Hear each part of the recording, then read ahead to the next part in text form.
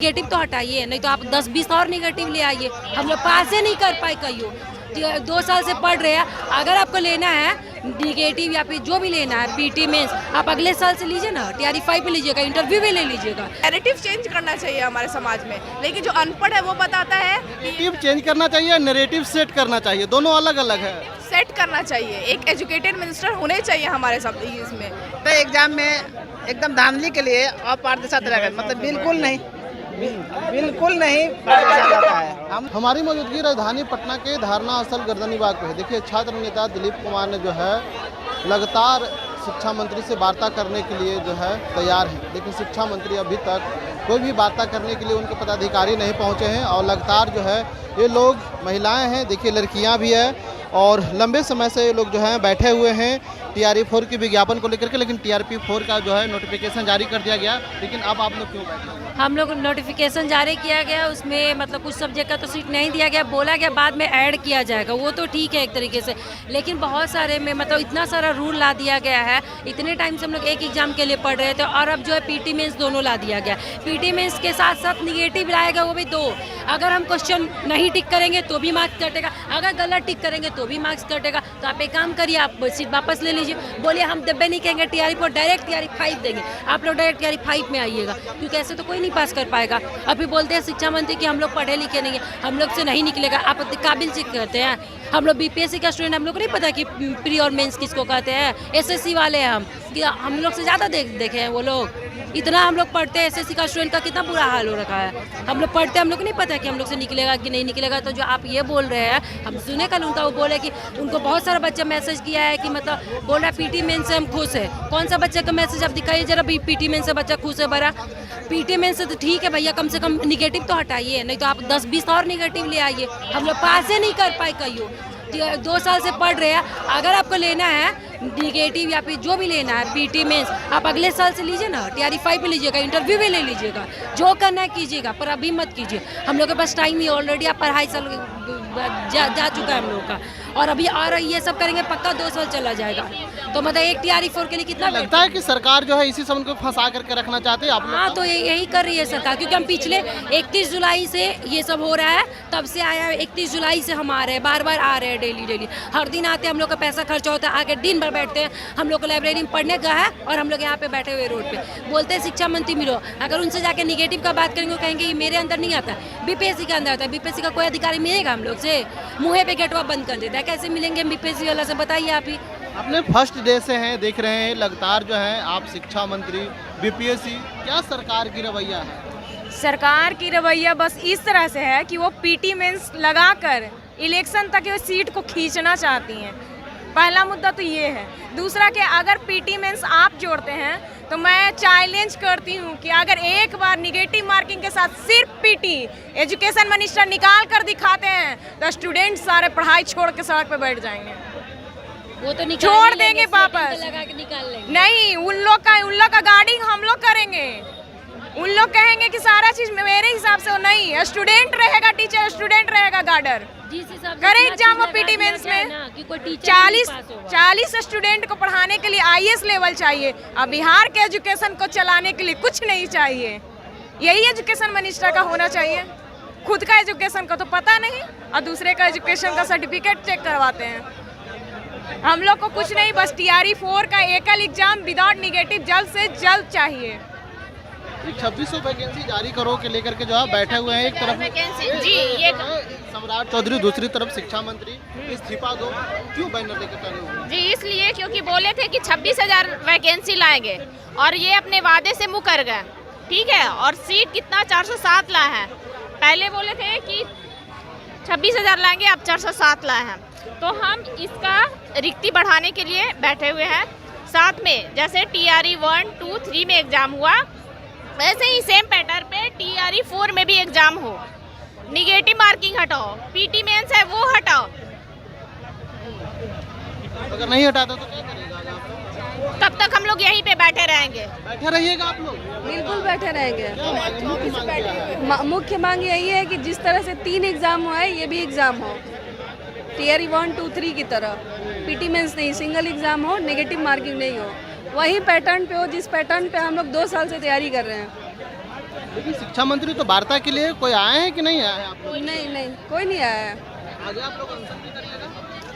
ज़रूरत पड़ेगा तो करेंगे। ये 2024 से वही कर रहे हैं, 26 आ गया एट द एंड, यही कर रहे हैं। पेशेंट में अभी बैठे हुए हैं हम लोग, पेशेंस इतना है हमारे TRE 4 के स्टूडेंट्स का। तो इसके बाद क्या हुआ कि आपने PT मेंस अचानक से ऑल ऑफ द सडन आपने ये नोटिफिकेशन निकाल दिया। उसके बाद जो फ्रस्ट्रेशंस लोगों का बढ़ा है वो ज़्यादा बढ़ा है। उसके बाद आपने सीट्स जो लाया है 2400 केमिस्ट्री में ला दिया है और बाकी सब सब्जेक्ट में 138, 170, 400, 500 ऐसे लाया है। तो इक्वालिटी अपॉर्चुनिटी सारे स्टूडेंट को मिल ही नहीं रहा है। तो इसे बहुत ज़्यादा ही ख़राब तरीके से सिलेबस भी बनाया गया है और नोटिफिकेशन भी बहुत ही गलत है बहुत सारे। तो इनको चेक करना चाहिए और जल्द से जल्द इस पर काम करना चाहिए। एकल एग्जाम की मांग है आपको? जी जी, एकल एग्ज़ाम और सीट्स के लिए भी है। सीट्स बढ़ाइए, सारे सब्जेक्ट का इक्वली दीजिए। हमें आप बैठे हुए नहीं है ऐसे ही कि हमारे सब्जेक्ट हमारा मास्टर्स हो चुका है, आप 2024 से 2026 से 100 सीट का वेट नहीं करने के लिए बैठे हुए हैं। ठीक है, तो इस चीज़ों पे ध्यान देना चाहिए। अगर सरकार नहीं करती है तो आगे के कदम क्या होगा आप लोग का? आगे कदम देखिए, हम अब बिहार के स्टूडेंट्स हैं, आगे कदम यही होगा कि हम लोग अब या तो बहुत धरना प्रदर्शन करना पड़ेगा लास्ट तक, उनको धरना प्रदर्शन तो कर ही रहे हैं तो यही करेंगे और उनको झुकना पड़ेगा। जैसे झारखंड के गवर्नमेंट ने ये चीज़ें किया है वैसे ही इनको भी सोचना पड़ेगा। ठीक है, क्योंकि अब हमारे हम जो स्टूडेंट हैं, ये याद रखें, जो बिहार है वो पहले पाटलिपुत्रा भी था, हम भी वही स्टूडेंट्स हैं। ठीक है, तो हम लोग इस चीज़ों पे ध्यान देंगे और हम लोग पीछे नहीं हटने वाले। आपको इस चीज़ों पे ध्यान देना चाहिए। आप डिटेल्स अपना चेक कीजिए और अगर नहीं समझ में आ रहा तो किसी एजुकेटेड इंसानों से करवाइए, लेकिन आप अच्छे से करवाइए वो चीज़ों को। जिस तरह से देखा जा रहा है कि दिल्ली के जंतर मंतर, उसके बाद जो है झारखंड, फिर बिहार, ये क्या आप लोग का एजेंडा चलता ही रहेगा? सर, ये एजेंडा तो है नहीं। पहली बात, ये एक तरीके का है, ये फ्रस्ट्रेशन है सारे स्टूडेंट्स को, क्योंकि ये जो पेपर लीक जो हो रहा है, बिहार तो वैसे भी इस चीज़ों पे बदनाम है, सारे जगह पे ये चीज़ हो रहे हैं। इससे क्या पता चलता है कि हमारी जो सरकार बन रही बिहार के बदनाम करने वाला है कौन?